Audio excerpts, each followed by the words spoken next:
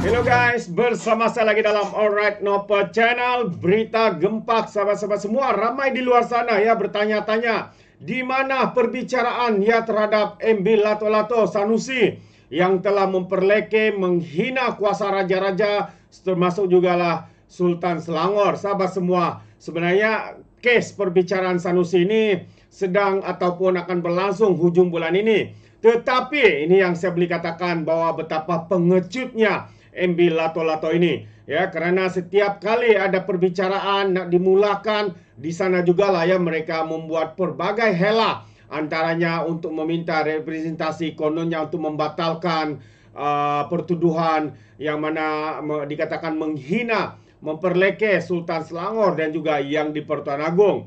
Jadi sebenarnya sahabat semua, ini adalah satu tindakan ya pengecut untuk menangguh-nangguhkan ya perbicaraan yang sepatutnya berlaku pada hujung bulan ini. Ya, jadi tanpa buang masa juga saya ingin membawakan Anda pandangan ya daripada Lokman Adam ya berkaitan dengan isu perbicaraan kes menghasut, memperleke dan menghina kuasa raja-raja yang dilakukan oleh Menteri Besar Kedah ini. Jadi tanpa buang masa, mari kita tonton video ini.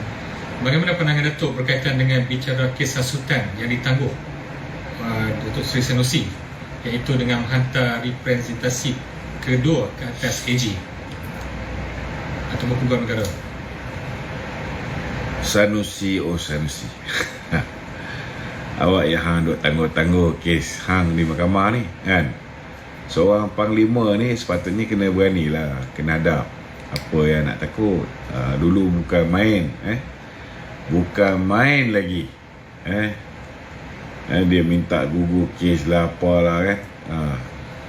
Dulu cakap bukan main kencang. Hari ni semua minta gugur kes, minta representasi dan sebagainya. Untuk makluman semua, Menteri Besar Kedah ni memang tak berani nak hadap pembicaraan mahkamah. Kalau betul dia rasa dia tidak bersalah, gunakanlah sistem keadilan yang ada di Malaysia ni kan. Tapi kita pun boleh agak lah tuan-tuan. Adalah benda-benda yang dia nego ni. Itu yang yalah, tuan-tuan pun tahulah kan. Saya malas nak ulas hal mahkamah ni kan. Takut menghina mahkamah. Tapi panglima yang sebelum ini bukan main sembang lebat ni tuan-tuan. Akhirnya belum masuk gelanggang dah minta kes digugurkan. Sebab itulah tuan-tuan, Sanusi ni dikemukakan representasi kepada Peguam Negara untuk gugurkan pertuduhan yang dihadapinya. Ini bukan kali pertama tuan-tuan, kali kedua. Kali pertama representasi dia telah ditolak. Kali kedua ni sepatutnya hari semalam dengan hari ni kes tu berjalan. Mahkamah pun membenarkan dia untuk tidak meneruskan kes dia sementara menunggu keputusan representasi kedua. So kita pun bukan bodoh, kita pun boleh agak lah kan. Tak apa, kita doakan semoga baik-baik saja. Okey. Assalamualaikum warahmatullahi wabarakatuh tuan-tuan. Lah ni kami duduk ada di Masjid Sembilang, Sebarang Jaya, Pulau Pinang. Alright guys, so itu dia sedikit pencerahan daripada Lokman Adam ya berkaitan dengan isu perbicaraan ya Sanusi yang sepatutnya bermula hari ini, tetapi atas alasan-alasan cuba untuk menangguhkan ya, hantar representasi untuk mahu membatalkan dan sebagainya, akhirnya mahkamah melapangkan hari ini dan esok untuk menunggu ya keputusan ataupun keputusan lah ya untuk permintaan representasi daripada Sanusi ya untuk membatalkan perbicaraan ini. Jadi kita harapkan walau apapun keputusan untuk membatalkan ini tidak dibenarkan, supaya perbicaraan ini akan dapat diteruskan lagi. Jadi kalau bulan ini tidak dapat, pastinya bulan hadapan ya perbicaraan ini akan diteruskan dan akan berlangsung. Mungkin sekali lagi mereka akan minta representasi sehinggalah menangguh hingga bulan depan, ke bulan berikutnya, sehingga bulan yang berikutnya. Kita tahu itu strategi mereka.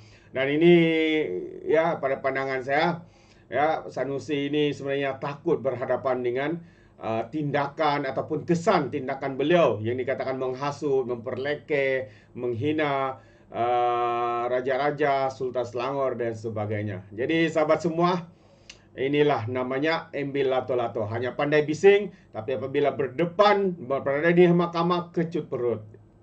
Semua mau coba lari dan sebagainya.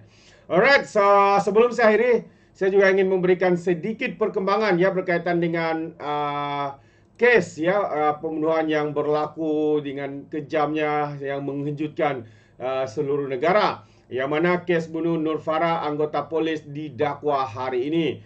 Jadi kalau kita lihat kenyataan media ini sahabat semua, katakan bahwa seorang anggota polis akan dihadapkan ke Mahkamah Majistret Kuala Kubu Baharu di Hulu Selangor hari ini berhubung kes pembunuhan Nur Farah Kartini Abdullah yang mayatnya ditemukan di sebuah ladang kelapa sawit. Lelaki yang bertugas di Perak akan dituduh mengikut Seksyen 302 Kanun Keseksaan kerana membunuh. Jadi setakat pukul 7 pagi, pengamal media mula berkumpul di luar mahkamah untuk membuat liputan kes itu. Nur Farah Kartini, 25 tahun, yang juga merupakan bekas penuntut Universiti Pendidikan Sultan Idris, dilaporkan pada 10 Julai lepas sebelum mayat ditemui di ladang kelapa sawit di Kampung Seri Keladang, Hulu, Bernam di sini kira-kira jam 6 petang 5 hari kemudian. Jadi sebelum ini, tempoh reman terhadap lelaki berumur 26 tahun itu dilanjutkan selama 7 hari hingga 29 Julai. Selepas tahanan reman pertama tamat, namun hari ini pendakwaan mendapat izin untuk pertuduhan dikemukakan terhadap individu ini. Jadi itu dia sahabat semua sedikit perkembangan ya yang pastinya memberikan kejutan ya yang begitu besar ya di dalam negara kita. Jadi kita melihat ya perkara ini sepatutnya tidak berlaku ya, tetapi banyak juga yang memberikan pandangan ya bahwa ini adalah satu perbuatan kejam ya yang dilakukan oleh individu yang bertanggung jawab ini.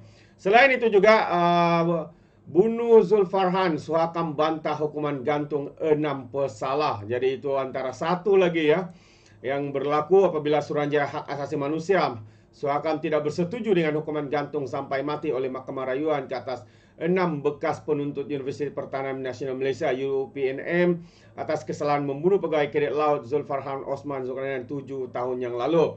Jadi menerusi satu kenyataan, Suhakam berkata meskipun bersama keluarga mangsa dalam memahami kesedihan dan mengakui seriusnya jenayah itu, namun ia berpandangan hukuman mati bukan penyelesaian adil ataupun yang berkesan. Atas dasar itu, Suhakam meminta kerajaan mempertimbangkan semula pelaksanaan hukum mati dan berusaha ke arah sistem keadilan lebih saksama dan berperi kemanusiaan untuk semua. Itu antara kenyataan terkini ya daripada Suhakam yang mana dikatakan ya mereka tidak bersetuju dengan hukuman gantung sampai mati kepada 6 individu yang terbabit ya sehingga menyebabkan kematian ataupun boleh dianggap sebagai satu kekejaman yang begitu kejam, zalim dan jarang-jarang ditemui kata hakim-hakim ya yang membuat keputusan kepada penghakiman tersebut. Jadi ini dia sahabat semua antara perkara-perkara yang sedang berlaku di sekitar kita. Pertamanya ya berkaitan dengan ambil lato-lato yang kita anggap sebagai pengecut di hari perbicaraan. Di sana jugalah beliau untuk cuba menangguh dengan menghantar representasi bagi membatalkan pertuduhan menghasut, memperlekeh, menghina kuasa raja-raja dan juga yang di Pertuan Agong. Jadi apa pandangan anda sahabat semua?